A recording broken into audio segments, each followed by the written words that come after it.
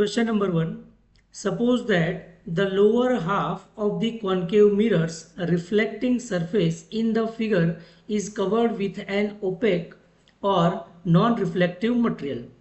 यहाँ पे हमें क्या गिवन है कि कॉन्केव मिरर का लोअर हाफ पोर्शन जो है वो ऑपेक ऑब्जेक्ट से या नॉन रिफ्लेक्टिव मटेरियल से कवर कर दिया है.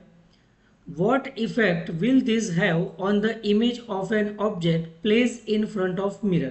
अगर ऑब्जेक्ट को मिरर के सामने प्लेस किया गया है तो इमेज पे ये ऑपेक की वजह से क्या चेंज देखने को मिल जाएगा.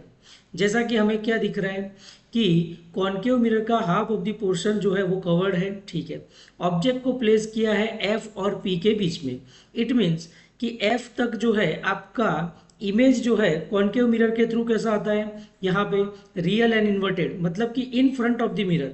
बट जबकि आपका ऑब्जेक्ट प्लेस किया हो एफ और पी के बीच में, तब आपका इमेज जो है वो फॉर्म होगा बिहाइंड द मिरर, और वो भी वर्चुअल एंड इरेक्ट. तो ये जो पोर्शन है यहाँ तो ना तो लाइट जो है रिफ्लेक्ट होगी, तो अपर पोर्शन से ही रिफ्लेक्ट होगी और इमेज फॉर्म जो होगा वो तो होगा ही होगा. इमेज पे कोई डिफरेंस आने वाला नहीं है. हाँ, हालांकि जो इंटेंसिटी जो था फुल मिरर से जो इमेज का इंटेंसिटी होता है उससे ये कितना हो जाएगा, हाफ हो जाएगा, है ना. और इमेज में कोई डिफरेंस देखने को नहीं मिलेगा.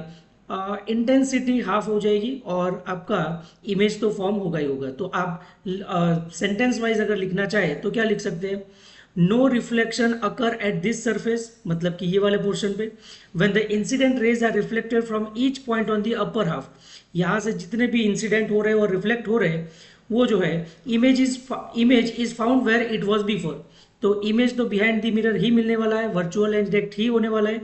But the intensity of the image will be half, मतलब कि इंटेंसिटी पहले से आधी हो जाएगी. There will be no effect on the size of the image, मतलब इमेज की साइज में कोई डिफरेंस आने वाला नहीं है. ओके.